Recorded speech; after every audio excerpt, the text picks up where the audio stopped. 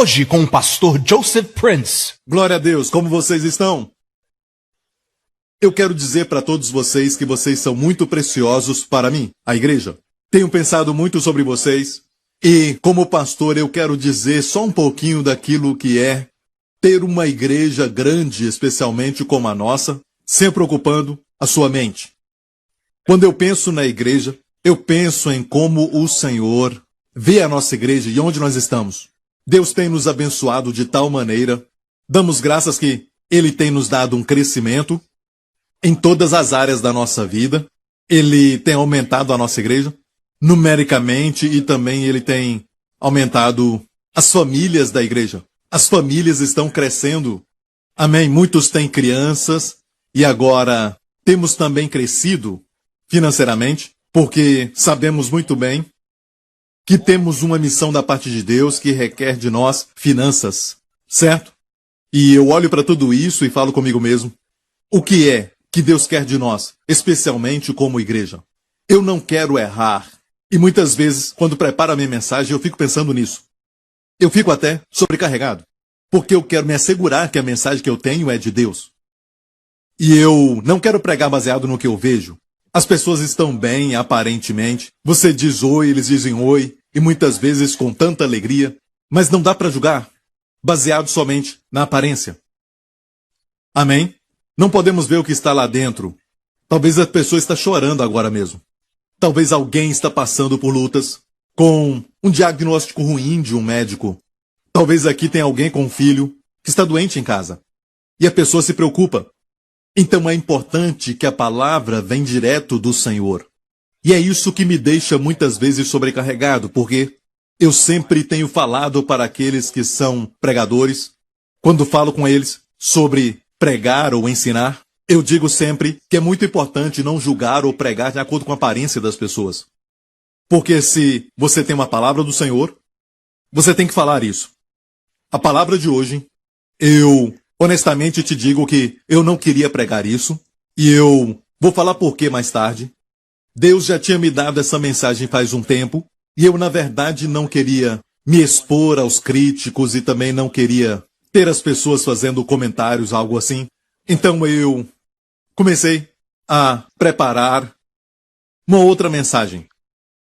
Algo que é muito mais o meu estilo. Eu me preparei o dia inteiro e eu estava bem preparado, mas quando chegou a meia-noite,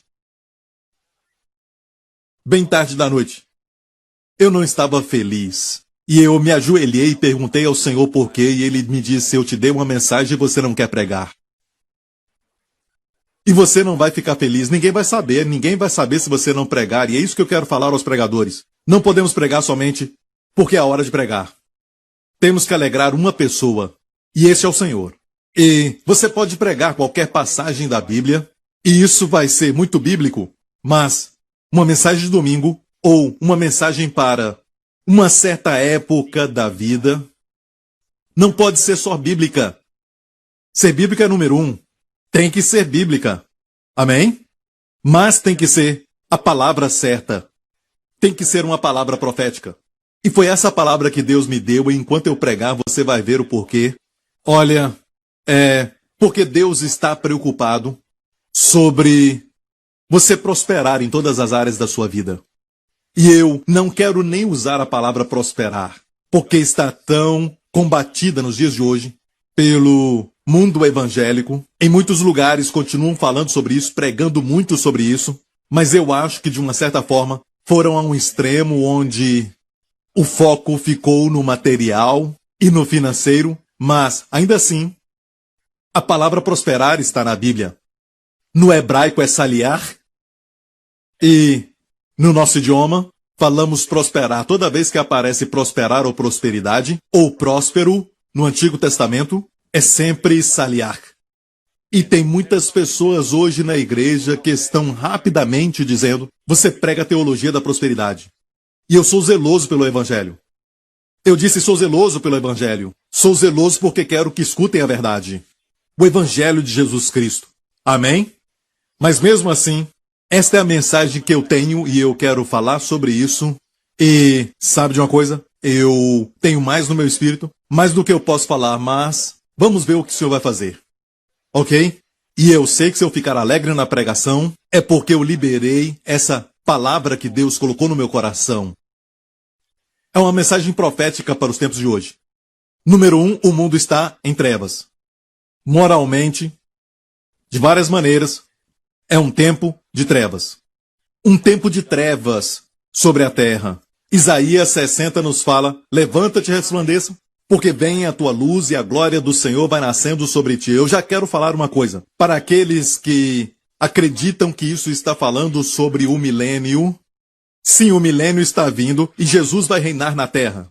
E os cristãos não vão precisar estar escondidos mais, não vai ter mais perseguição. Vamos estar lá fora. Amém? Vamos estar brilhando como as estrelas na noite. Amém? Em um mundo que está caído, Cristo virá e reinará nessa terra por 1000 anos, diz a Bíblia. Vai ser no milênio, mas essa passagem não é uma passagem do milênio. Por quê? Olha, a Bíblia diz, no próximo verso, as trevas cobrem a terra. Quando Cristo estiver aqui, não haverá mais trevas. Amém? Ele é a luz, e a luz terá vindo. Levanta-te e resplandeça, porque vem a tua luz. Isso está no primeiro verso. E a glória do Senhor vai nascendo sobre ti. Quando isso vai acontecer? Porque eis que as trevas cobriram a terra. É o que nós estamos vendo agora. Estamos vendo as trevas cobrirem a terra. Depravação moral. Temos visto os poderes das trevas oprimindo as pessoas ficando doentes, com todos os tipos de problemas físicos que é muito comum na vida dos seus filhos, na vida do outro filho, do outro irmão, doenças nos pais, e mesmo assim, não parece ser uma bactéria ou um vírus que passa um para o outro, mas é algo que pula de um para o outro e fica movendo de um para o outro, e isso é muito estranho que está acontecendo. É por causa das trevas, mas não é só na questão da moralidade, mas também da questão espiritual. Parece que o diabo sabe que o seu tempo está acabando. Isso está no livro do Apocalipse, fala que ele sabe que pouco tempo lhe falta. O seu tempo na terra está acabando. Amém? Ele sabe que tem pouco tempo. Ele sabe que Jesus está voltando. Ele não sabe quando, mas sabe que vem. Ele também observa os sinais dos tempos. E a Bíblia diz, porque eis que as trevas cobriram a terra e a escuridão os povos. Quando fala de escuridão, é porque é escuro. Como a depressão, é um sentimento de tristeza, de melancolia, e você não sabe por quê. E a escuridão vai cobrir os povos, mas sobre ti o Senhor virá. Quando você vê isso acontecendo no mundo, filho de Deus, o Senhor virá sobre ti. E a sua glória diz o quê? Se verá sobre ti. Então vai ser uma glória que vai ser visível, uma glória que eu sei que vai se manifestar de tal forma que as pessoas vão poder ver. A Bíblia diz que Potifar viu. Potifar era egípcio. Ele viu que o Senhor estava com José. E tudo o que José fazia, o Senhor fazia prosperar. Então um ímpio podia ver que o Senhor estava com José. Era algo que era muito visível. Amém? Como? Não sabemos. Mas eu acho que parte disso era os resultados do trabalho que José fazia no campo, com a colheita e tudo mais. Mas alguns homens também produziam isso. Podia ser outra coisa, o fato de que tudo que ele fazia prosperava. Quando ele chegava num lugar, havia paz. Havia uma glória que podia ser vista sobre José. E isso vai acontecer com você, filho de Deus. Nos últimos dias, nesses dias que vivemos. E os gentios caminharão à tua luz, e os reis ao resplendor que te nasceu. E aqui fala da sua família, levanta em redor os teus olhos, e vê, todos se juntaram a ti, os teus filhos virão de longe. Aquele que está desviado vai voltar para casa, e as tuas filhas serão criadas ao teu lado. A sua filha, aquela que está desviada, vai amar estar ao teu lado. Amém? Fala de restauração para a família. Nesses últimos dias, então verás e serás iluminado, aleluia. Você vai brilhar mais, e o teu coração estremecerá e se alargará, porque a abundância do mar se tornará a ti, e a riqueza dos gentios virão a ti. E aqui falando do Goim, os gentios aqui, fala de quem não é judeu. Mas para o Filho de Deus está falando dos descrentes. A riqueza deles virá para ti. Quando as trevas cobrirem a terra. Quando? Quando as trevas cobrirem a terra. Então, houve um tempo assim no Antigo Testamento, porque a Bíblia diz que aquilo que nós lemos no Antigo Testamento não é passado somente. É, na verdade, história do passado que também vai ser reproduzida, porque, deixe-me explicar dessa maneira, aquilo que foi é aquilo que também vai ser. A história sempre se repete. Amém? Então, para o povo de Deus, Deus diz, estude a vida de José, porque vai ser reproduzida na sua vida. Amém? O que funcionou para ele, vai funcionar para você. Amém? Estude a vida de Abraão e Ló. Ambos foram chamados justos, mas um era um justo derrotado. O outro era um justo vitorioso. Quem você vai ser?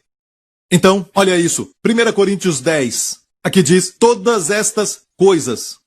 Neste capítulo ele fala sobre os filhos de Israel no deserto, e ele fala, tudo isso lhe sobreveio. A razão de estudar o Antigo Testamento. Estudamos personagens como Davi, Abraão e os demais. Estudamos eventos, circunstâncias. No Antigo Testamento. O Antigo Testamento tem valor para nós hoje. Nós não estamos sob a lei mais, estamos sob a graça. Mas Deus escondeu grandes verdades. É a glória de Deus esconder a palavra, a matéria, a dabar. Mas é a glória dos reis, de todos nós, buscá-la. É como aquele jogo que costumávamos brincar. Tem um animal escondido neste desenho que você está vendo. Procure o animal escondido. Algo assim, você já viu? Eu amo isso, meu filho também ama. E quando a Jéssica era pequena, ela também amava. Eu, na verdade, gosto até hoje. Gosto de encontrar coisas. E a Bíblia é assim. O Antigo Testamento é o Novo escondido. O Novo Testamento é o Antigo aberto. Muito simples. Certo, o Antigo Testamento foi revelado no Novo. Enquanto o Novo estava no Antigo escondido. Então estudamos. Tudo isso lhe sobreveio como figuras. Tupos no grego, tipos.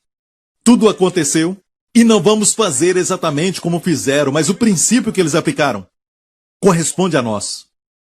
Tudo tem um significado, amém? Então o que aconteceu com eles aconteceu como figuras para quem? E estão escritas para aviso nosso. Para quem, olha isso, já são chegados os fins dos séculos. Foram escritas para nós. Para quem já são chegados os fins dos séculos. Nós somos a igreja que está vivendo o fim dos séculos. Então, o que aconteceu no Antigo Testamento aconteceu para nós, como exemplos para nós. O que aprender, o que adotar, amém? O que evitar, o que rejeitar, o que receber. Amém? Romanos 15 também diz isso, porque tudo que dantes foi escrito, para nosso ensino foi escrito, para que pela paciência e consolação das Escrituras tenhamos esperança. Elpis, no grego. Esperança é que pelas Escrituras estudamos a história dos patriarcas, a história de Davi, a história de Ruth, Esther e todas aquelas histórias. E dessas histórias, das Escrituras, que para nosso ensino foi escrito, tenhamos esperança. Esperança é a expectativa de algo bom, e se você recebeu algum diagnóstico ruim dos médicos, quando você estuda as Escrituras, você tem esperança para o seu futuro. Amém. As trevas e depressão na mente são baseadas em olhar para o futuro e você não ver nenhuma esperança. Fé é ver luz onde as trevas estavam. Amém. Deus é um Deus de esperança, a Bíblia diz. É um Deus de esperança. Quando ele viu as trevas, em Gênesis capítulo 1, a Bíblia diz que Deus disse, haja luz, que são as primeiras palavras que Deus falou na Bíblia, Vaiomer Elohim. Deus disse, haja luz. Yehir or. As primeiras palavras. Vaior. Deus disse, haja luz quando viu as trevas. Ele é um Deus de esperança. Ele não chama trevas de trevas, mas chamou aquilo que ele queria ver. E ele viu a luz. Ele chamou a luz e viu a luz. Amém? Pelas Escrituras aprendemos. Eu te dei uma passagem do Antigo Testamento para aprendermos o que falar às adversidades. Posso ouvir um amém? Então aqui nós vemos um exemplo do Antigo Testamento e isso que nós falamos na semana passada. Na semana passada eu falei sobre o poder do sangue. Como Deus falou aos filhos de Israel Mostra a foto do sangue nos umbrais. Deus falou para eles colocar o sangue nos umbrais das portas. Amém, na parte de cima da porta. E na moldura dos dois lados. Você viu, eles tinham que fazer isso? Então preste atenção nisso, o sangue não estava do lado de dentro para eles verem. E muitas vezes nós queremos sentir que confiamos no sangue. Será que eu tenho fé no sangue? Deus está se agradando com a minha fé? Eu fico sempre duvidando, eu não sou um crente muito forte. Ei, para de olhar para si mesmo, o sangue não é para você ficar vendo. O sangue é para Deus ver. E Deus disse, quando eu ver o sangue, eu passarei por cima. Não permitirei que o destruidor entre na sua casa. Então a minha fé está no Senhor Deus. E se Deus diz, quando eu ver o sangue, eu vou passar por cima, então Deus é que tem que ver o sangue, não eu. Porque só Deus sabe o valor e a preciosidade do sangue do seu filho. Então não importa, meu amigo, não importa quão grande a sua fé é, ou quão fraca a sua fé é, mas é uma questão se você confia na fidelidade daquele que prometeu. Então, as pessoas de grande fé confiam muito mais na fidelidade daquele que fez a promessa. E por isso tem fé nele. Você pode ter grande fé neste pregador, que ele vai fazer um milagre na sua vida, mas a sua fé não vai estar firmada em um fundamento sólido. Não é uma base sólida, uma base firme. Mas se eu tenho pequena fé, na pessoa certa, até a orla da sua veste traz cura. Então, amigo, não é uma questão de segurar firme a sua promessa. E nem uma questão do toque fraco. Não é questão de conhecer completamente Jesus, mas a pessoa certa. Pare de olhar para a sua fé e comece a olhar para aquele em quem você confia. O sangue era para ele. Se pararmos aqui, já estaríamos felizes. Lembre-se sempre que a obra de Cristo trouxe a salvação e te salvou. Isso é muito simples. A obra, diga obra, de Cristo na cruz te faz salvo. Mas é a palavra de Deus, o que ele disse, quando eu ver o sangue passarei por cima, que te dá certeza. Amém? Alguns não têm certeza, mas são salvos. Mas perdem tempo com ansiedade e preocupação. Então quando olhamos, nós vemos a cruz, certo? Para mim isso estava falando da cruz, porque na verdade Deus sempre viu a cruz. E estava escondido naquela época, quando ele visse o sangue. Então o anjo da morte não podia entrar nesta casa, porque ali havia alguém morrido. Amém? É uma figura da cruz. Posso ouvir um amém? E nessa história Deus diz que o cordeiro tinha que ser morto. É a primeira vez que fala isso. Entre duas noites, em algumas versões fala que isso acontecia de madrugada. Certo, mas a palavra ali no plural é entre duas noites. E houve somente um evento que aconteceu em 2 noites. Quando Jesus morreu, ele foi crucificado às 9 da manhã e morreu às 3. E quando ele morreu entre 12 e 3 da tarde foi a primeira noite. Mas isso não é a noite, certo? Mas houve um eclipse. Deus cobriu a terra. E não era um eclipse, mas Deus cobriu a terra. E isso foi documentado até mesmo nas histórias chinesas. Naquela época, as trevas cobriram a terra, não só Israel, mas a terra, por 3 horas, quando o sol da justiça se tornou pecado. Com o nosso pecado. Deus cobriu a terra. E às 3 horas, quando ele morreu, ele deu então o seu último respiro. Amém? Morreu. Como oferta pelo pecado. Nossos pecados. A Bíblia diz que a luz voltou de novo. Amém? Um pouco antes dele dizer está consumado, houve luz de novo. Ou seja, a oferta foi aceita. Ele disse está consumado. Amém? E desceram o corpo dele. Isso foi um pouco antes das 6, quando o dia do judeu estava começando. O sábado começava. Então, ali era uma outra noite. Então Deus estava profetizando em Êxodo 12, quando falou da primeira Páscoa, a morte do seu filho, o único que morreu entre 2 noites.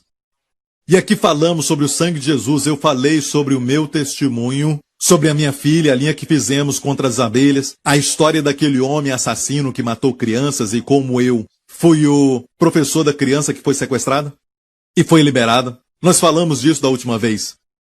Mas algo também aconteceu, por quê? Por que olhamos para esse evento? Porque aconteceu no período de densas trevas. Logo depois do acordo que Faraó fez. Deixe os filhos, vocês vão e adorem a Deus. Ele disse a Moisés. Moisés disse não. Amém? E, por causa disso, veio a praga dos gafanhotos. Depois disso, ele falou de novo. E dessa vez, foi a praga antes da última praga, a morte dos primogênitos. E a praga antes da morte dos primogênitos, a praga que foi a penúltima, foi trevas. Olha o que aconteceu em Êxodo 10. Deus disse, trevas que se apalpem. E Moisés estendeu as suas mãos e houve trevas espessas. Em toda a terra por 3 dias não viam um ao outro, e ninguém se levantou do seu lugar por 3 dias. Mas os filhos de Israel tinham luz em suas habitações. Olha bem isso, quando as trevas cobrirem a terra, está cobrindo a terra. Amém? O povo de Deus vai ter luz nas suas habitações. Quero te falar algo. Essa luz é sobrenatural. Por que eu digo isso? Porque se todas as casas dos egípcios e ainda o palácio de Faraó estavam em trevas, exceto as casas dos filhos de Israel. Se fosse luz natural, Faraó e os egípcios podiam acender uma luz. Resolveria o problema. Mas essas trevas, Deus disse que se apalpavam. Trevas espessas eram sobrenaturais. Trevas malignas. Mas os filhos de Israel tinham luz nas suas casas. É uma figura das nossas famílias. É uma figura das nossas famílias no fim dos tempos. Vamos então seguir a ordem de Deus. Amém? Quando as trevas cobrirem a terra. Sim, isso é muito triste porque essas trevas querem tomar os nossos filhos, os adolescentes, os jovens e também toda a nossa família às vezes. Mas se formos fiéis, até no fim dos tempos, Deus vai mostrar a diferença entre os egípcios e os filhos de Israel. Amém? Então nós falamos sobre o sangue, como o sangue é importante. Sem derramamento de sangue não há remissão de pecados. Jesus tomou o cálice na noite em que foi traído, instituindo a Santa Ceia. Ele disse, este cálice é o cálice da nova aliança, diga nova aliança, no meu sangue, que é derramado por muitos para a remissão dos pecados, não para ter consciência dos pecados, para a remissão dos pecados, para apagar os pecados, para perdão dos pecados. Muitas vezes essa palavra perdão nas versões, certo? É na verdade remissão. Para pagar os pecados, mas às vezes somos conscientes do pecado e não pensamos que foi pago, mas pensamos que está em nós. Isso é participar indignamente. Quando você acha que está em você, quando na verdade ele já pagou por isso. Hoje, outra verdade que podemos aprender para nós e para as nossas famílias, para um tempo de trevas. Aquela praga das trevas, a Bíblia diz que durou 3 dias e Faraó ainda endureceu seu coração. E a Bíblia diz o seguinte, Deus falou para Moisés, vá a Faraó e diga para ele, ainda haverá mais uma praga. E desta vez, o choro vai ser tão grande em toda a terra do Egito, como nunca antes. Deus deu a ele muitas chances, 10 pragas. Mesmo assim, ele endureceu seu coração, mentindo, prometendo algo, depois voltando atrás, endurecendo o coração. A Bíblia diz que ele endureceu o coração e depois da soberania de Deus, Deus o endureceu. É algo que é terrível olhando para um homem que endurece o coração para Deus, sabendo que é Deus. O que podemos aprender disso? Êxodo 11. O Senhor disse, ainda uma praga trarei sobre Faraó, a última praga. Depois vos deixará ir daqui, e quando vos deixar ir totalmente, a toda pressa vos lançará daqui. Fala agora aos ouvidos do povo que cada homem peça, diga peça, ao seu vizinho e cada mulher à sua vizinha, joias de prata e joias de ouro. Deus disse peça. Peça aos egípcios prata e ouro. E o Senhor deu ao povo o quê? Graça, diga graça. Haverá graça sobre o povo de Deus nos últimos dias. Eu disse haverá graça sobre o povo de Deus nos últimos dias. Amém. Deus vai conceder favor, não tema as trevas. Não tenha medo de ser engolido pelas trevas ou os seus amados. Saiba disso, Deus vai mostrar a diferença entre o povo do Egito e os filhos de Israel. Amém. Vai acontecer porque até as profecias do futuro, como no Apocalipse, não é nada mais do que história para nós. Sobre o futuro, a história do futuro. Então aprendemos da Bíblia e temos fé. Você está entendendo? Depois então diz que eles saquearam o Egito, então saíram com todo ouro e prata. Eles saíram com muito ouro e prata. Salmo 105 diz: olha como Deus os tirou-os para fora com prata e ouro. E entre as suas tribos não houve um só fraco. Não houve nenhum fraco. Você sabia quantos eram? Cerca de 2 a 3 milhões. E não havia nenhum fraco nas 12 tribos. Nenhum. Com muletas. Nenhum muito velho ou aleijado. Nenhum que tinha que ser carregado por alguém numa maca. Nenhuma criança com deformidade. Todos saíram, nenhum deles fraco, entre milhões.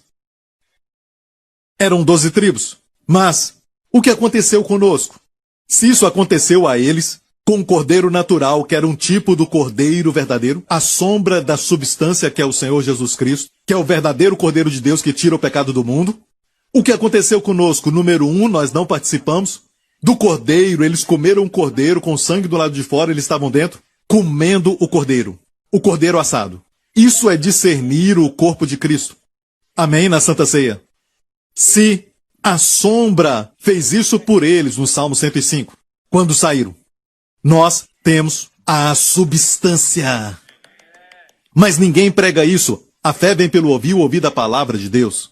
Nós temos errado nisso e alguns desejariam até estar lá com o povo de Israel. Você não pode desejar isso? Se eles vissem o nosso futuro, eles desejariam estar aqui, depois da morte de Cristo e da sua ressurreição. Amém? O Messias já veio, eles queriam estar onde você está.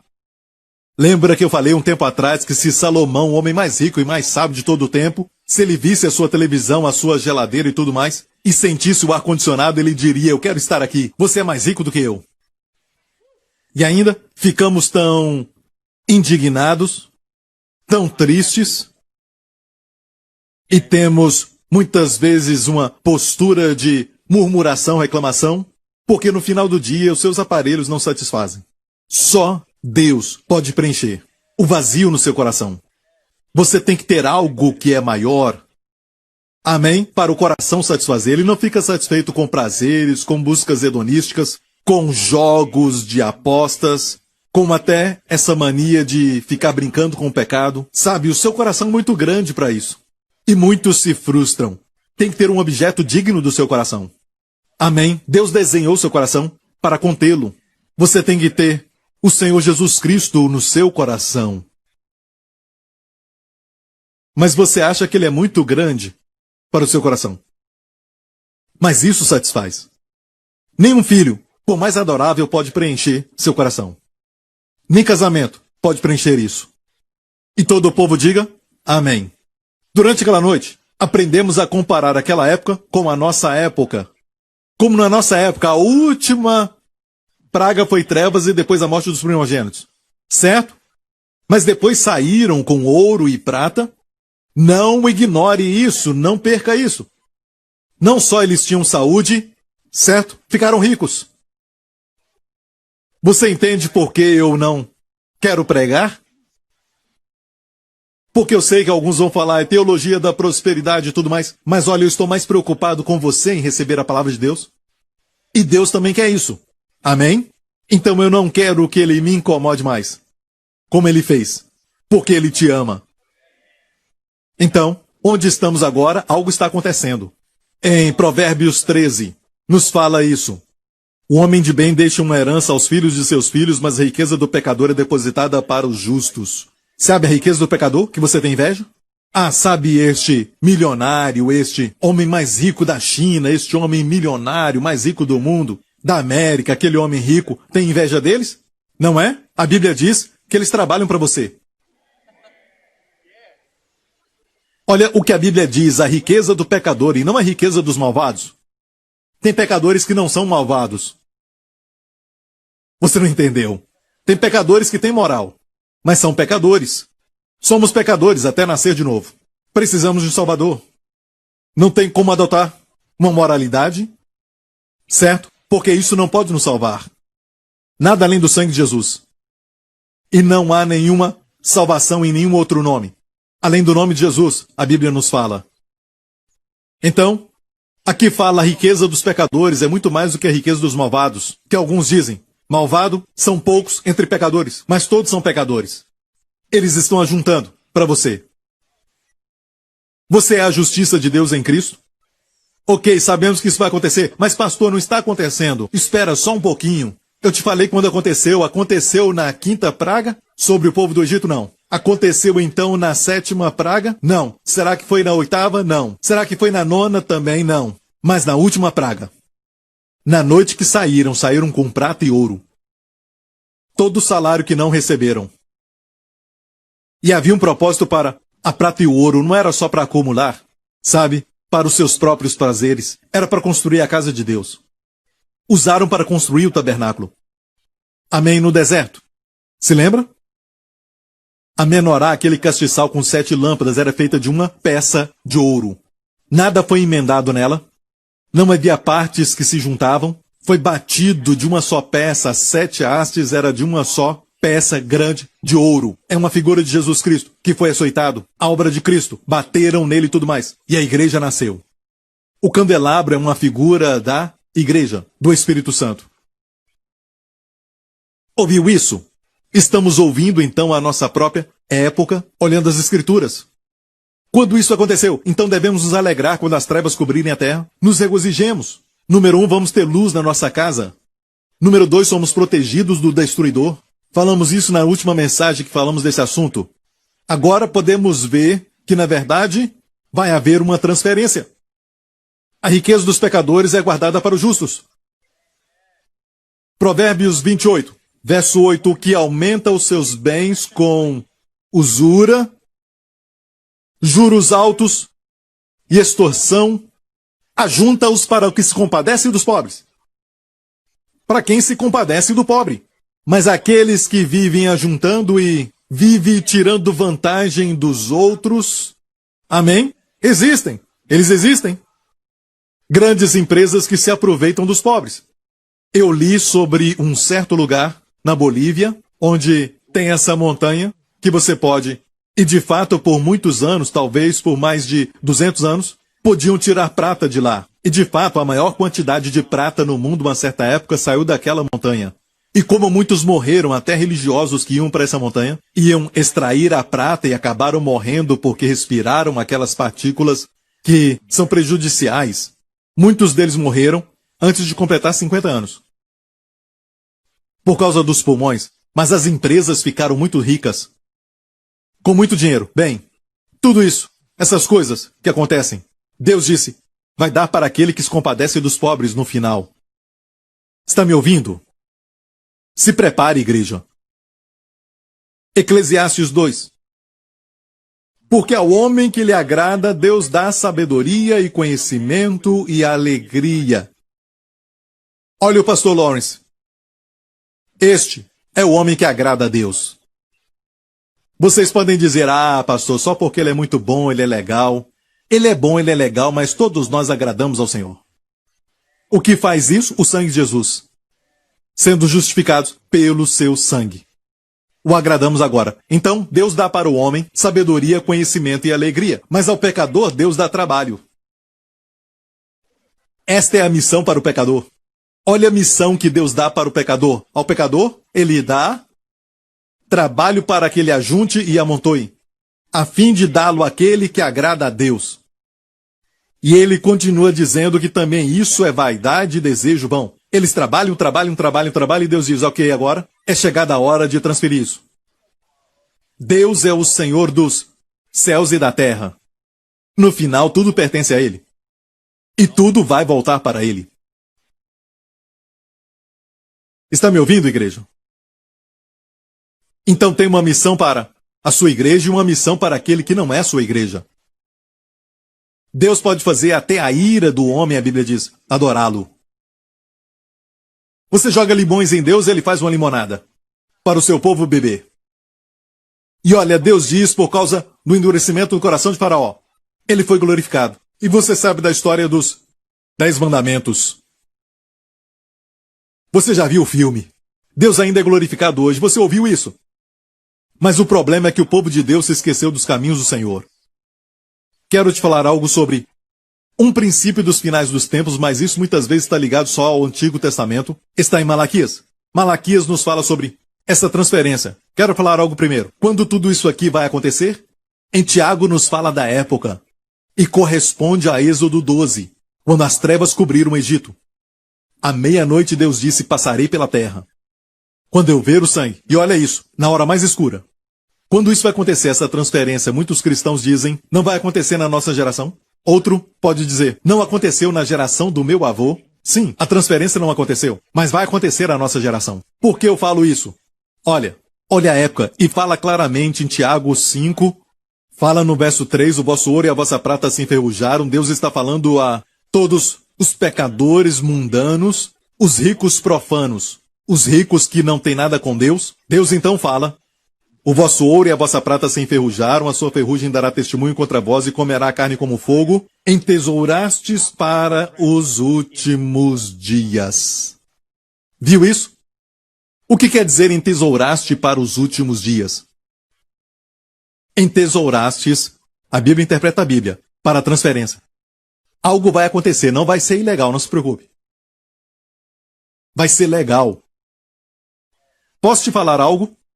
Se eu for transferir a minha riqueza para alguém, tem que ser para alguém fiel. Eu não vou dar para alguém que não é fiel.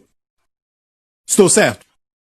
Vamos aprender de Jesus, o nosso Senhor, que deu a sua vida por nós, porque Ele nos amou. Jesus mesmo disse, em Lucas, capítulo 16. Jesus disse, quem é fiel no mínimo, também é fiel no muito. Agora, não olhe só isso, tirando do contexto, dizendo, viu, se você é fiel em coisas pequenas, Deus vai te dar coisas grandes. Parece bom esse princípio geral, mas o mínimo aqui é dinheiro. O contexto fala de dinheiro. Essa passagem toda aqui fala sobre dinheiro. Jesus disse, se você não é fiel no uso do dinheiro, e a Bíblia chama o dinheiro de mínimo, aos olhos de Deus. Mas olha, é um meio de uma troca. Só é bom para a terra. Aquele que é fiel no mínimo, também será fiel no muito. E quem é injusto no mínimo, também é injusto no muito. Pois se nas riquezas injustas não fostes fiéis, dinheiro. As pessoas erram no dinheiro por causa da injustiça.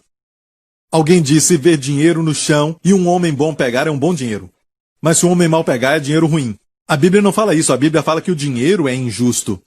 Porque é usado na maioria das vezes de forma injusta. Está sujo. Mas você pode fazer algo com ele. Pode santificá-lo. Você pode santificá-lo. Como fazer isso? Dizimando. Por isso eu não queria pregar isso. Eu estou falando de algo que Deus mandou pregar. Porque Ele te ama. Se você acha que a sua vida está difícil, financeiramente, porque tudo acontece e você não tem nenhuma explicação. O devorador está devorando. Talvez essa é a resposta. Deixe-me falar mais uma vez o meu estilo. Isso não é mandamento, mas é para aquele que recebe. Então, descanse, respira. Ninguém está pedindo o seu dinheiro. Certo? E tem autoridade moral para pregar isso porque eu não recebo salário dessa igreja. Pensa nisso um pouco. Eu não recebo salário dessa igreja. Algo que eu e a minha esposa decidimos tempos atrás. E continuamos firmes. Não porque a diretoria não quis, mas eu acho que isso me dá o direito de falar isso. Mas eu acho que cada pastor deve ser pago pela igreja. O que funciona para mim não é regra geral. Não faça uma regra, não. Faça isso se faz parte de uma diretoria de igreja. Isso não é normal. Não faça isso com seu pastor. Mas te digo isso. Tem como santificar a riqueza injusta. Sabe como? Vamos ver em Romanos. E se as primícias são santas, também a massa, o resto é. E se a raiz é santa, também o ramo são. Sabe o que Deus está dizendo com isso? Tudo o que você quer que seja santo, sabe o que é santo? Santo é separado para Deus. Como na sua casa. O vaso sanitário não é santo. É de uso comum.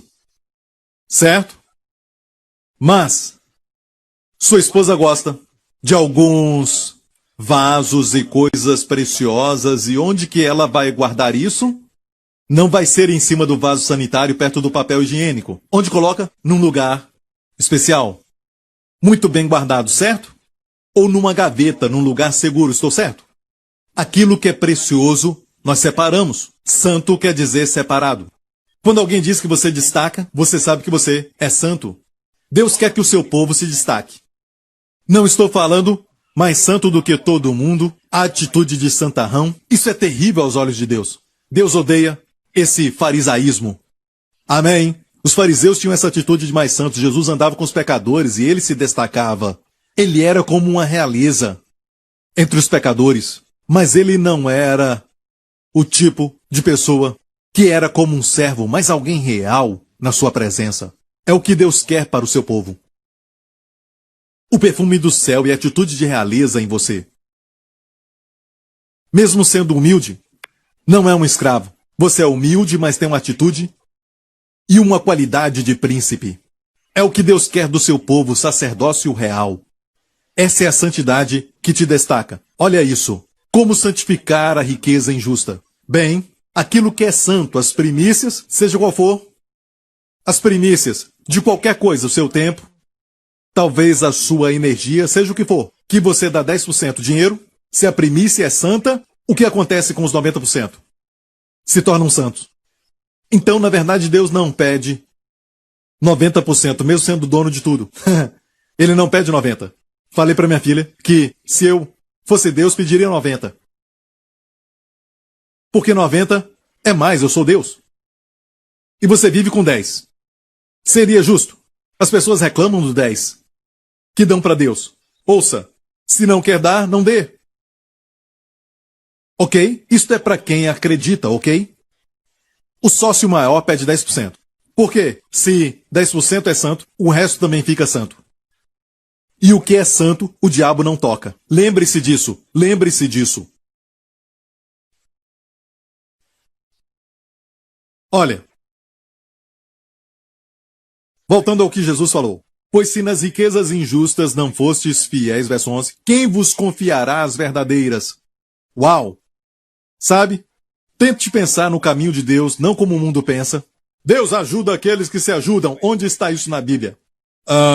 Não, a Bíblia não diz isso. Foi Benjamin Franklin.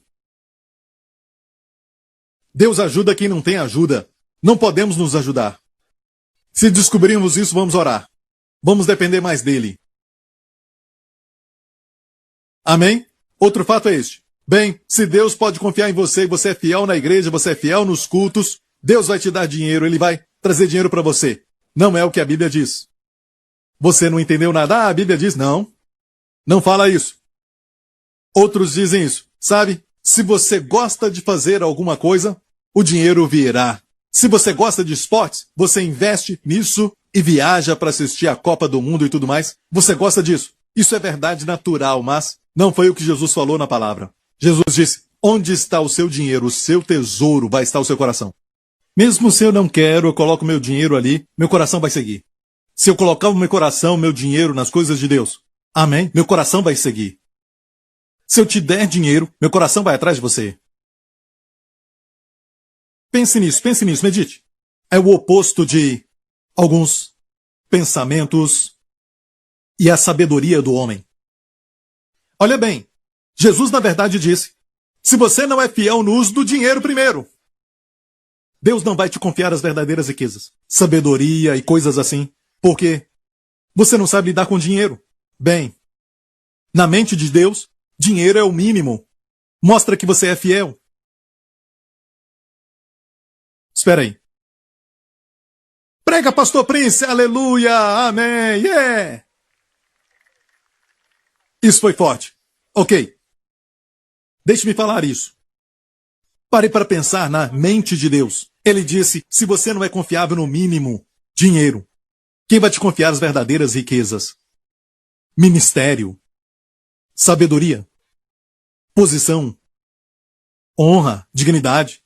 Sabe, essas são as verdadeiras riquezas.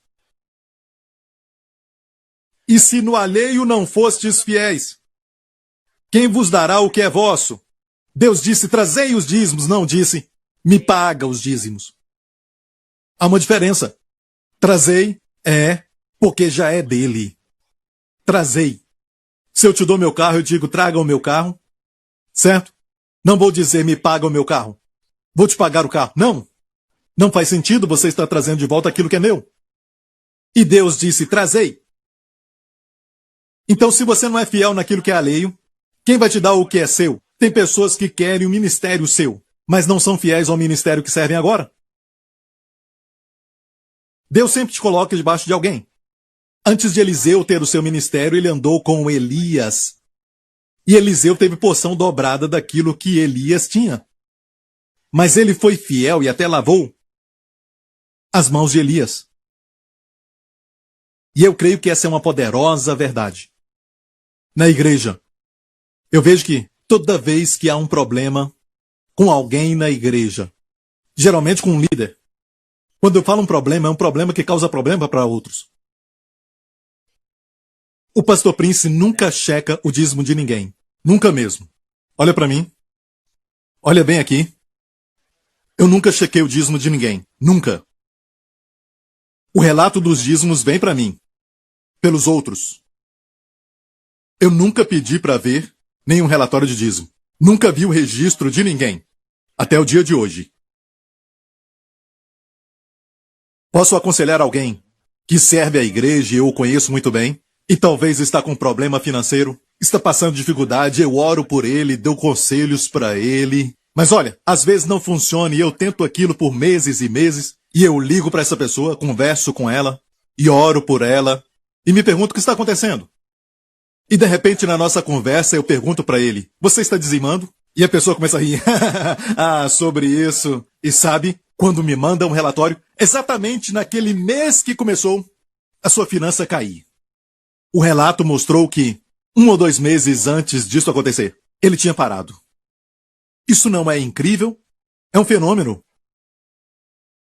Se a primícia é santa, a massa também é. Os cientistas falam que usamos 10% do cérebro. Já ouviu isso? 90% não usamos. Fica parado. Um desperdício. Então, o quê? O quê? Eu vi aqui, alguns nem usam 10%. E se você der esse 10% para Deus? A massa, o resto, se torna santo. Há um segredo aí. Você está entendendo? Olha, anos atrás, eu li sobre um experimento feito por um homem que era um malhador. Ele pegava o trigo, o juntava e malhava. E fazia biscoitos com aquilo. Seu nome é Perry. E o que aconteceu foi que ele escutou seu pastor pregar este verso. Se o grão de trigo não cair na terra e morrer, ele fica sozinho. Mas se morrer, ele gera muito fruto. O que aconteceu foi que ele fez o experimento, é chamado do grande experimento sobre o dízimo. Isso foi até mesmo publicado na revista Times. Se procurar a revista Times na internet, você vai ler tudo isso. E eu tenho uma reportagem de tudo isso aqui, quero ler essa reportagem. Veja o que o repórter disse. Perry disse isso. Perry Hayden, o homem que teve essa revelação, foi um experimento sobre o dízimo. Num domingo de manhã, dia 22 de setembro de 1940, eu ouvi uma pregação sobre João 12, 24. Se o grão de trigo não cair na terra e morrer, vai ficar sozinho. Se morrer, vai trazer muito fruto. Sendo um malhador e interessado em provar que aquilo que Deus fala é verdade, eu fui levado a fazer algo na quinta seguinte que já foi escutado no mundo inteiro. Eu plantei 360 mudas de trigo em 1 polegada cúbica. É necessário 2.150 polegadas cúbicas para fazer um feixe. Então olha como pequeno era esse projeto. Quando plantamos o trigo, 26 de setembro de 1940, num pequeno pedaço de terra, eu falei aos presentes que em 1941 daríamos o dízimo da colheita e replantaríamos. Eu levei a sério Malaquias 3:10 e recomendo aos leitores para que também façam isso e também leiam o verso 11. Em Levítico 25, verso 3, nós encontramos que devemos semear 6 anos e deixar a terra descansar no 7º. E fizemos isso. Em 1941, colhemos a menor plantação de trigo. Imediatamente, demos 10% daquela colheita para a igreja local. Fizemos isso. E plantamos o restante daquilo em setembro de 1941. No verão de 1942, recolhemos então a segunda colheita. E a colheita foi 55 vezes mais, ou 70 libras.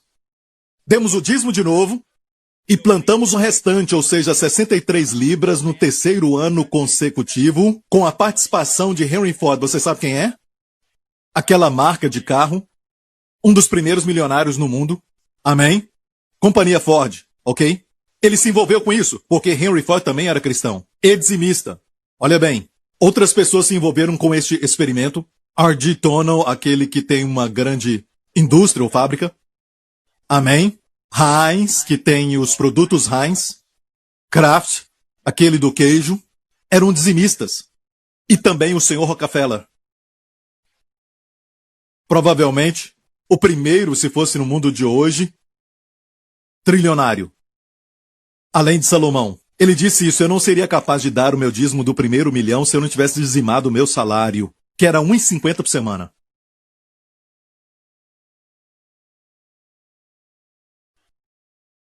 Demos o dízimo daquela primeira colheita do trigo para a igreja e plantamos o restante daquela colheita em setembro de 1941. Em 1942 fizemos a segunda colheita daquele experimento e tivemos uma colheita de 55 vezes mais, ou 70 libras. Eu já li isso, na verdade. Ele disse que a terra no terceiro ano foi dada por Henry Ford, que tinha uma propriedade perto da nossa. Em 1943 deu 16 alqueires daquilo que nós plantamos. Henry Ford veio para ver a colheita e ele forneceu equipamento e máquinas que ele tinha do seu museu junto com Thomas Edison para a colheita, na vila de Greenville. Não só isso, mas Henry Ford também deu a terra para a quarta plantação. Na quarta colheita, aquela plantação então deu 380 alqueires. De novo, demos os 10% e o resto limpamos e plantamos de novo. E, depois disso, Henry Ford também participou no cedendo a terra para a quinta colheita. No verão de 1945, uma frota de 40 caminhões foi enviada para o campo por Ford. O resultado daquela colheita foi 5.555 alqueires. É muita coisa. 5.555 alqueires. Essa igreja sabe do que eu estou falando. O valor daquela colheita no mercado de 1,55 por alqueire era, naquela época, em 1940, 8.610,25 centavos. O dízimo de 861,30 centavos demos para a igreja, que pôde até ajudar o hospital local. E agora vem algo mais interessante. Depois que Henry Ford deu a quinta colheita para mim, os 5.000 alqueires de trigo foi vendido para 250 fazendeiros de outros estados. Concordaram em plantar aquilo e, em 1946, dar o dízimo daquela colheita. Os fazendeiros se envolveram. No verão de 1946, nós esperávamos colher $100.000 de trigo. Dinheiro de 1940. Tudo de 360 sementes que plantamos anos atrás, que durante 5 anos foram fielmente dizimados. Pode ir no YouTube, agora não. Certo? E procurar. Aqui está o título: Projeto Dinâmico de Plantação de Trigo. Você pode assistir isso. Tem vários vídeos ali. Esse é de 1 minuto, mais ou menos. E este outro aqui, Experimento de Plantação de Trigo, é maior, de 45 minutos. Você vai ver Henry Ford nesse vídeo. Você vai ver Henry Ford, vai ter o testemunho também do Mr. Heinz e tudo mais. E você pode tirar um tempinho para assistir este vídeo. Mas voltando ao assunto, igreja, escute. Deus é muito rico, Ele é o dono do ouro e da prata. E Ele quer que você seja abençoado. Você sabia disso? Sabe, o mundo lá fora, certo? Vive dizendo, a igreja fica falando do dízimo porque quer o seu dinheiro. Graças a Deus, porque eu falei agora mesmo que eu tenho essa autoridade, certo? Mas te digo isso, igreja, não é uma questão de enriquecer a igreja, mas enriquecer a você. Porque este é o caminho de Deus. E nesse experimento não ficaram com lucro. Tudo ia para a igreja. E a igreja até deu para o hospital. Então, igreja, este é o caminho de Deus. Se você é fiel naquilo que é alheio, Deus vai dar aquilo que é seu. Por muito tempo eu pensei que Malaquias está se referindo ao dízimo no Antigo Testamento, certo? E eu já falei para você que não é. E vou provar por quê. Olha bem, Israel está afastado de Deus. E Deus diz para Israel, volte para mim. Vamos ler isto, ok? Em Malaquias. Vamos ver o verso 7. Ok. Deus disse, tornai-vos para mim e eu me tornarei para vós, diz o Senhor dos Exércitos, mas vós dizeis em que havemos de tornar. Próximo. Roubará o homem a Deus, todavia vós me roubais e dizeis em que te roubamos, nos dízimos e nas ofertas. A resposta de Deus, não é interessante? Deus disse, tornai-vos para mim. E perguntaram, como nos tornaremos? Deus disse, nos dízimos e ofertas. Isso não é estranho? Quando falamos, volte para Deus, Senhor, estou aqui. Mas Deus disse, tornai-vos para mim, eles disseram, em que havemos de tornar? Obviamente ainda estavam no tabernáculo, ainda estavam no santuário, estavam lá. Deus disse, tornai-vos para mim. Como tornar? Deus disse nos dízimos e ofertas. Por quê? Vós me roubais. Roubar quer dizer, pertence a ele. Certo? E diz, com maldição sois amaldiçoados. Não diz. Aqui não está dizendo que Deus amaldiçoou. Olha a linguagem. Deus não disse, eu amaldiçoo vocês. Deus disse, vocês estão amaldiçoados. Deixe-me explicar. A maldição veio quando Adão e Eva caíram. Deus falou então, uma maldição não para Adão e Eva, mas Deus falou uma maldição para toda a terra e em Satanás. Em Satanás primeiro, depois na terra, trará espinhos e cardos. Tudo na terra está amaldiçoado. E por isso Deus disse que até no passado colocavam uma semente e ia crescer, sem nenhum trabalho. Amém. Foi assim que Deus quis, mas agora do suor do teu rosto comerás o pão. Com estresse, você vai receber o seu salário. Hoje, o suor é a maldição. Não o suor físico, mas o estresse. Para ter pão sobre a mesa. E vocês que são ricos, podem dizer, bem, eu sou muito rico. Mas isso é para você também. Cuidado para que você não ajunte para os outros. E é possível prosperar só financeiramente e viver de aparência. Casamento falido, família destruída, arrasada. Ou você tem problema no seu corpo. Isso não é prosperidade de Deus. Deus quer que você prospere em todas as áreas. Agora, Deus fala aqui em Malaquias que vocês estão amaldiçoados porque a terra está amaldiçoada. E olha, tudo que toca o chão é amaldiçoado, até as árvores. Ok? Por isso oramos pela comida. Alguns dizem eu como orgânico. Ou eu como comida do Éden, eu como vegetais. Não diz vegetarianos, mas comida do Éden. Antes da queda, o que você está dizendo é que a terra não caiu? Você está dizendo que você voltou ao Éden como se a terra não tivesse caído. Tenta se remir com a sua própria força. Comendo. Não, a terra caiu. Admita isso. E por isso produz espinhos. E Jesus usou coroa de espinhos para nos remir da maldição. Está me ouvindo? Então, a nossa conta bancária, por exemplo, vem da terra. Até o chip. O menor chip que usamos hoje, seja no cartão de crédito, ou então nos computadores, ou no celular, até o chip, veio da terra, do solo, da terra. E todas as outras coisas. O papel para o seu cheque ou para as notas, tudo vem de uma parte da árvore que vem da terra que está amaldiçoada. Por isso Deus chama de riqueza injusta. Então se você pega isso e 10% vai para Deus, o resto se torna santo e o diabo não toca. E Deus falou para eles, você está ficando com 100% que estão malditos. Com maldição, uma maldição específica ele fala, que fala do jardim. E essa revelação, se ouvir alguém pregar, saiu da fonte original aqui. Preguei isso anos atrás. E muita gente vive dizendo, Deus vai te amaldiçoar. Deus não diz, eu te amaldiçoo. Eu, Moá, te amaldiçoo. Não diz isso.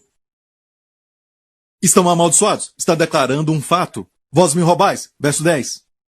Trazei os dízimos, diga dízimos, à casa do tesouro, para que haja mantimento na minha casa.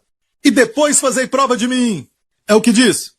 Depois fazei prova de mim. Me testa. É a única vez que Deus fala para testar. Aqueles homens fizeram o teste. Certo, naquele experimento. Olha, e Deus disse, depois fazei prova de mim, diz o Senhor dos Exércitos. Se eu não vos abrir as janelas dos céus, a última vez que isso aconteceu, as janelas foram abertas e choveu durante 40 dias e 40 noites. Então quando você dizima, a bênção chove 40 dias e 40 noites depois de dizimar. Então preste atenção, se colocar os dois juntos, choveu A primeira vez que fala das janelas dos céus, a Bíblia diz que choveu na terra 40 dias e 40 noites. Então, é uma ideia de duração. Então, continua dizendo, se eu não vos abrir as janelas dos céus e derramar sobre vós uma bênção tal, que você não vai ter lugar para comportar. Quem está falando? Deus. Próximo verso. E por causa de vós repreenderei o devorador. Quem é o devorador? Satanás. Que anda ao nosso derredor buscando a quem possa tragar. Por causa de vós repreenderei o devorador, e ele não destruirá os frutos da vossa terra. E a vossa vide no campo não será estéril. Você trabalha tanto e depois você vai ver que tudo aquilo cai por terra. Deus disse, o destruidor não vai destruir. E todas as nações vos chamarão bem-aventurados, porque sereis uma terra deleitosa. Sabe o que é isso, terra deleitosa? Você é uma terra deleitosa, as pessoas vão investir em você. As pessoas vão querer estar com você, vão investir em você. Eles olham para você como alguém que é digno de se investir. Ah, pastor Prince, isso está no Antigo Testamento. Ah, é? Que capítulo é esse? Capítulo 3. Que capítulo é? Vamos ver como ele começa. Verso 1. Eis que envio o meu mensageiro que preparar o caminho diante de mim. E de repente virá o Senhor ao seu templo. Está falando da primeira vinda, mas olha isso. Virá o Senhor ao seu templo a quem vós buscais. Na sua primeira vinda ele não veio de repente. Mas na segunda vinda será de repente. Certo? Olha agora o verso 2. Mas quem suportará o dia da sua vinda? Isso não está falando da sua primeira vinda quando ele veio como um bebê em Belém. Todos subsistem isso. Quem subsistirá o dia da sua vinda? O dia do Senhor. Virá julgar. E nós viremos com ele. Quem suportará quando ele aparecer? Então o contexto fala da segunda vinda. Está nos dizendo que durante aquele tempo, quando esperamos a segunda vinda, que devemos dizimar. Só porque essa passagem aparece no Antigo Testamento não quer dizer, certo, que é só para o Antigo Testamento. Você entendeu? Então tem esse argumento das pessoas da graça, as pessoas da graça, e as pessoas da graça são pessoas maravilhosas. Eles pensam, encontrei a graça, não preciso fazer mais nada. Mais ou menos, senti dor nunca mais. Faz um pouquinho de exercício. Dor eu não vou fazer mais. Você tem que descansar, você entende isso? Sem nenhum músculo. Se não, quer dor? O músculo é assim. Certo? E as pessoas da graça têm essa ideia sobre descanso. Tudo que tem a ver com uma disciplina. Isso não é descanso, não é. Eu nunca preguei isso. Eu nunca disse isso. Eu falei que descanso não é falta de atividade. Descanso é atividade direcionada pelo Espírito. Então peça ao Senhor, que tipo de exercício que o Senhor quer que eu faça? Talvez não seja correr. O Senhor vai te falar, faça caminhadas. Talvez todo dia não é para você. Vai te ferir, então Deus fala, faz 2 vezes por semana. Escute o Senhor. O Senhor pode dizer, faça aquele exercício, aquele outro exercício ou este exercício. Escute o Senhor e faça. Direcionado pelo Espírito. Mas fica em casa assistindo televisão, você vai se sentir mal e não vai se sentir descansado. Está descansando, mas não sente isso. Não obedeceu ao Senhor.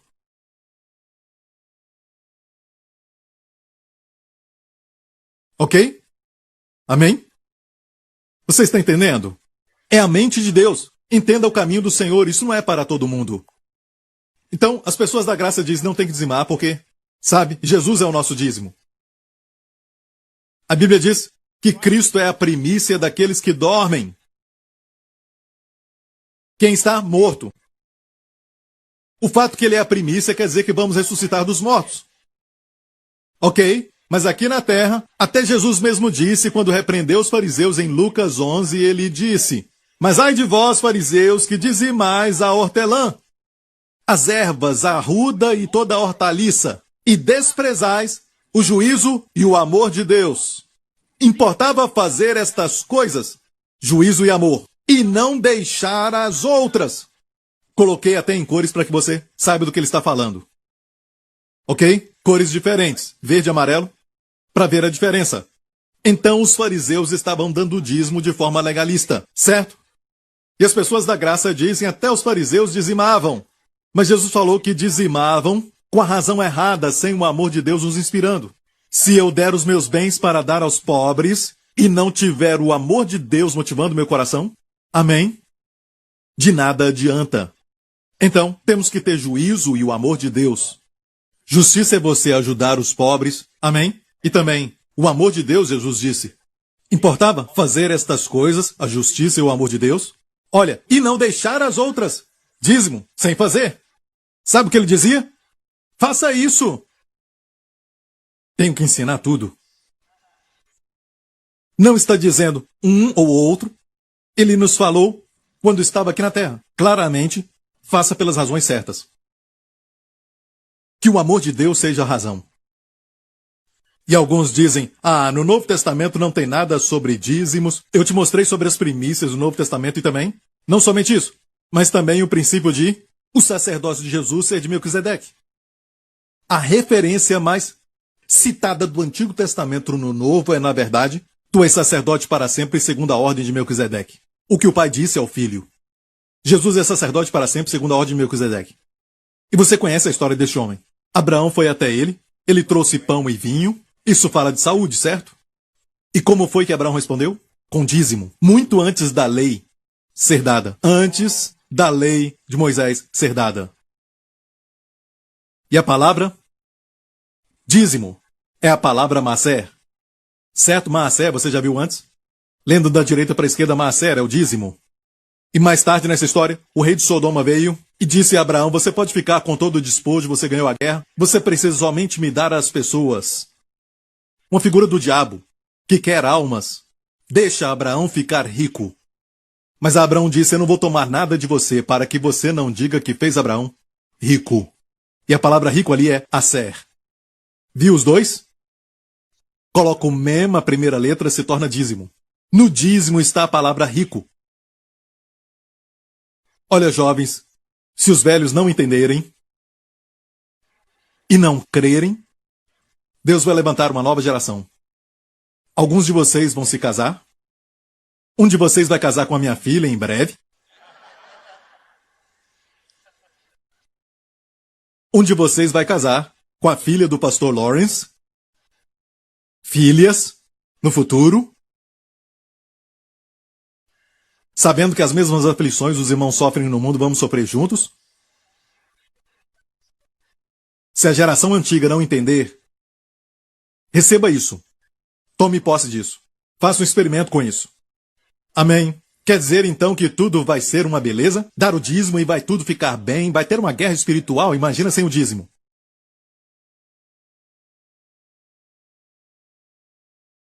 Imagina sem o dízimo. Depois que Abraão dizimou, sabe o que aconteceu? Já leu o próximo capítulo? Ele ficou com medo. Por quê? Ele tinha vencido alguns reis. Eles eram poucos, ele e os seus homens eram poucos, mas venceu vários reis. Ele ficou com medo de retaliação. E nenhum dos reis estava feliz com a derrota e ter os despojos tomados. E Abraão se preocupou, mas dizimou. Então, o Senhor apareceu para ele e disse, Abraão, não temas, eu sou o teu escudo. Eu sou o teu escudo. Magan, em hebraico, eu sou o teu escudo. E olha isso, também sou o teu grandíssimo galardão. Que galardão? Do seu dízimo? Olha, se você checar em hebraico a palavra galardão, na verdade é salário. Eu sou o teu grandíssimo salário. Seu bônus.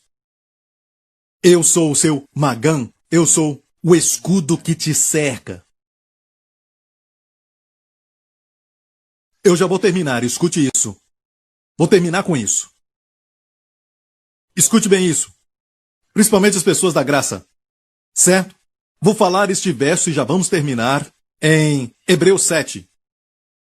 Ora, sem contradição alguma, o menor é abençoado pelo maior. Ele estava falando de Abraão e Melquisedeque. Qual deles é o maior? O que abençoou ou o que foi abençoado?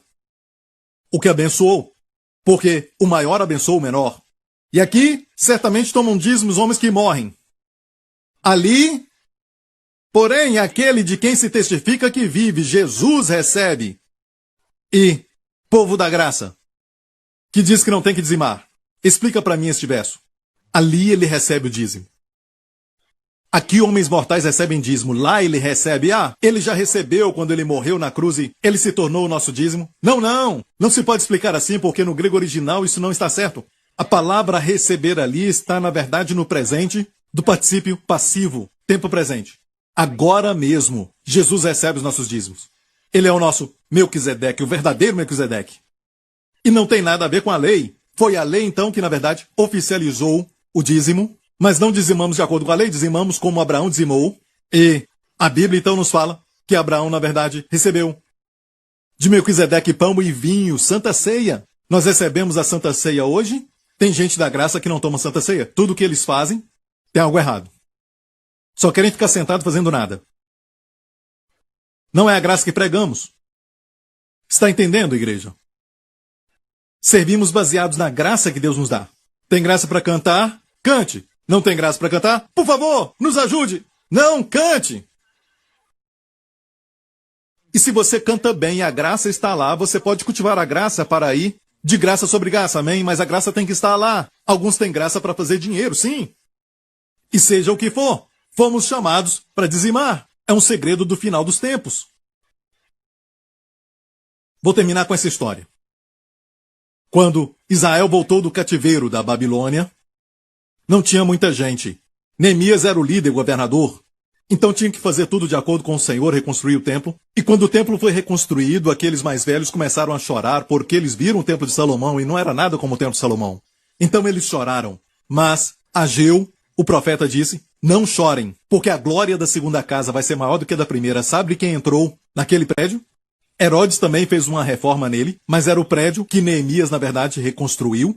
Sabe quem entrou lá? Jesus Cristo. Mesmo sendo inferior na aparência comparado com o de Salomão, a glória da segunda casa foi maior do que a da primeira. Por quê? O Filho de Deus entrou ali.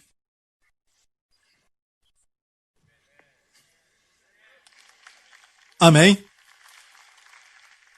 Depois, Neemias teve oposição quando reconstruiu as muralhas de Jerusalém. As muralhas eram para proteção. Ele foi oposto por, vamos ver isso em Neemias 2, o que, ouvindo o Sambalate, o Oronita, olha o nome do seu povo, Oronita, e Tobias, o servo Amonita, lhes desagradou extremamente que alguém viesse a procurar o bem dos filhos de Israel. Neemias queria o bem dos filhos de Israel e eles ficaram com ciúmes. Não faziam parte do povo de Deus. Amém? Um era Oronita, ou seja, Moabita, e o outro Amonita, Tobias. Próximo.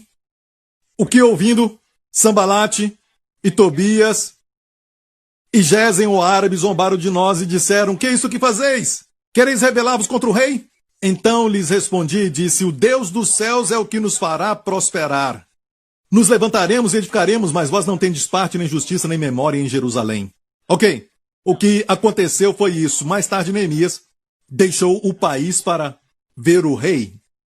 Certo? O rei da Pérsia. Artaxerxes. Ele ficou alguns dias lá. Enquanto estava lá, o sumo sacerdote de Israel fez amizade com Tobias, o inimigo. Olha o que aconteceu. Vou terminar com essa porção, Neemias 13. Vamos ler? Verso 4. E aqui diz, ora, antes disso, Eliasibe, sacerdote, que presidia sobre a câmara da casa do nosso Deus, se tinha aparentado com Tobias. Tobias era a Amonita, que se levantou contra a construção das muralhas. Certo? E agora o sacerdote se aparenta com ele, porque Neemias não estava lá. Próximo. Vamos ler. E fizeram-lhe uma câmara grande no templo de Deus, onde dantes se depositavam as ofertas de alimentos, o incenso, os utensílios, os dízimos do grão, do mosto e do azeite, que se ordenaram para os levitas, cantores e porteiros, como também a oferta alçada para os sacerdotes. Ou seja, mexeram com todos os dízimos daquela sala. Aquela câmara no templo, aquela sala, pertencia aos dízimos. Então, o sacerdote removeu os dízimos para dar para Tobias uma sala. É o que acontece hoje. Pessoas da graça dizendo, não tem que dizimar. Sabe por quê? Deus é bom. Ele já fez tudo por nós. Por que eu falo isso? Eles falam que Deus é bom, não tem que dizimar. Eu digo, porque Deus é bom, você pode dizimar.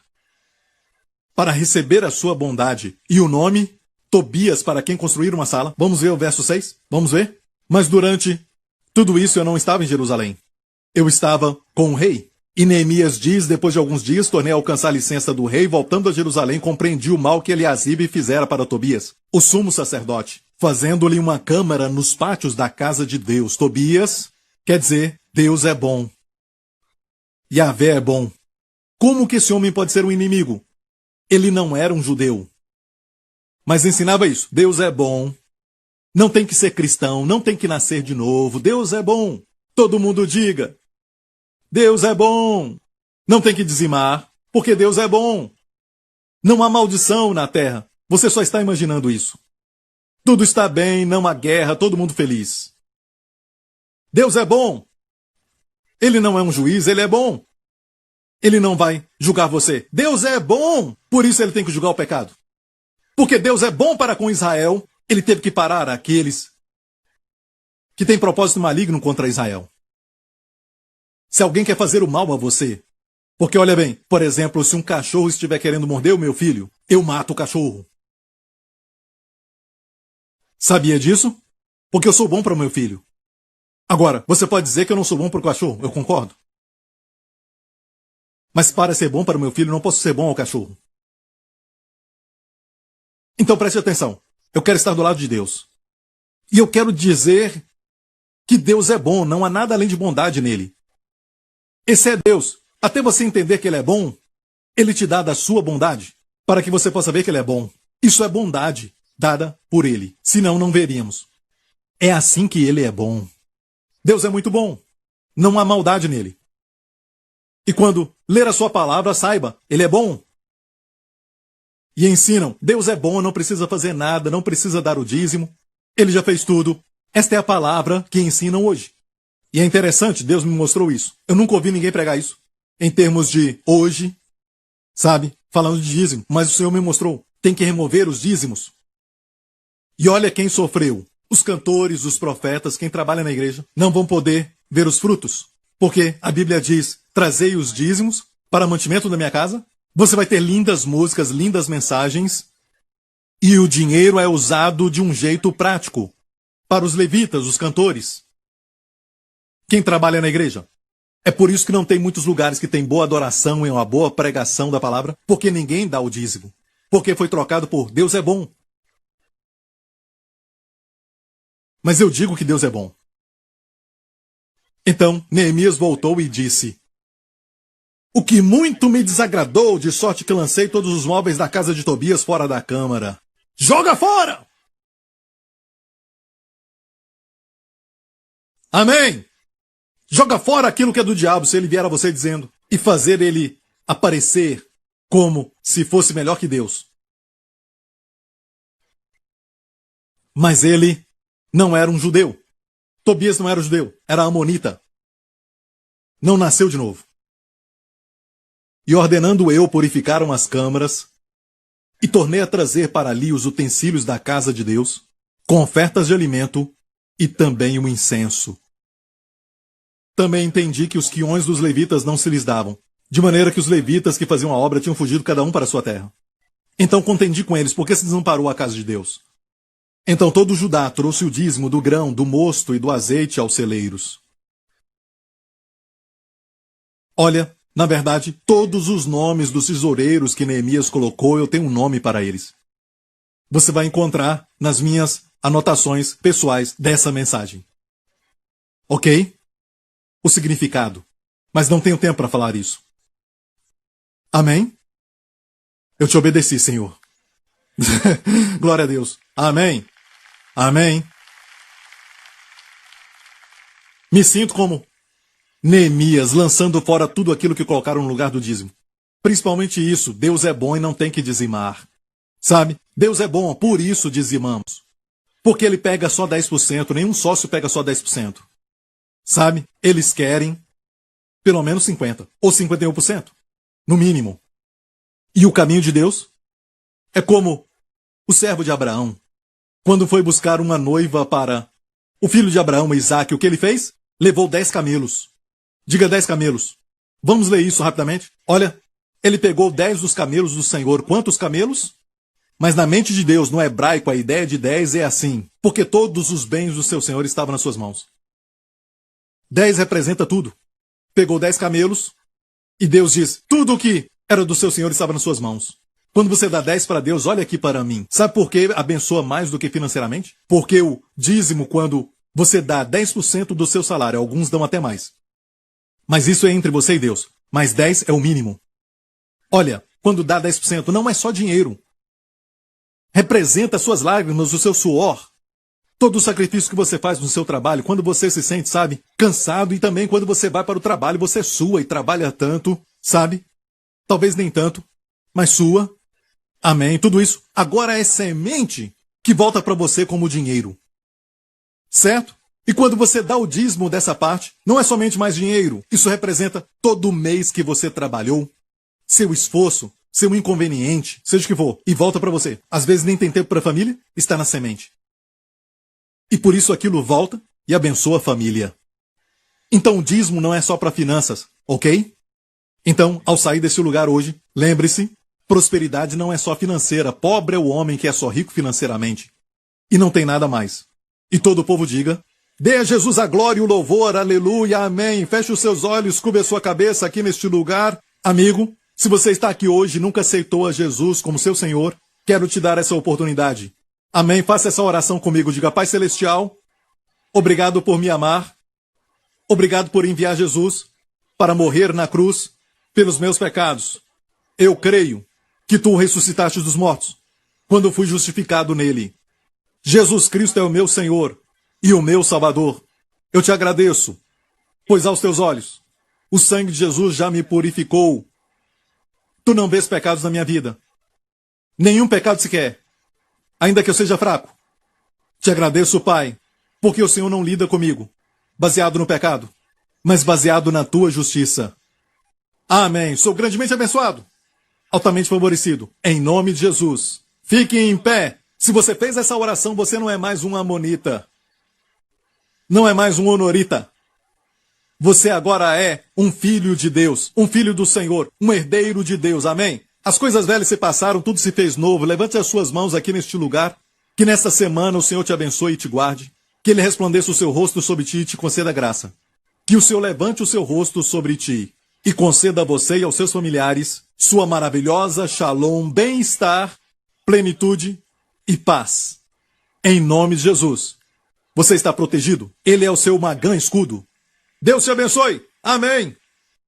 Obrigado por sintonizar no programa de hoje. Esperamos que tenha sido uma bênção para a sua vida. Para mais informações sobre o programa da Igreja New Creation, acesse o site ncctv.org.sg. Lá você poderá se inscrever para receber um devocional diário do pastor Joseph Prince. Seja incentivado e fortalecido todos os dias e saiba o quanto Deus lhe ama através desses devocionais. Acreditamos que o seu dízimo pertence à igreja que você frequenta e oramos para que você seja grandemente abençoado, altamente favorecido e profundamente amado.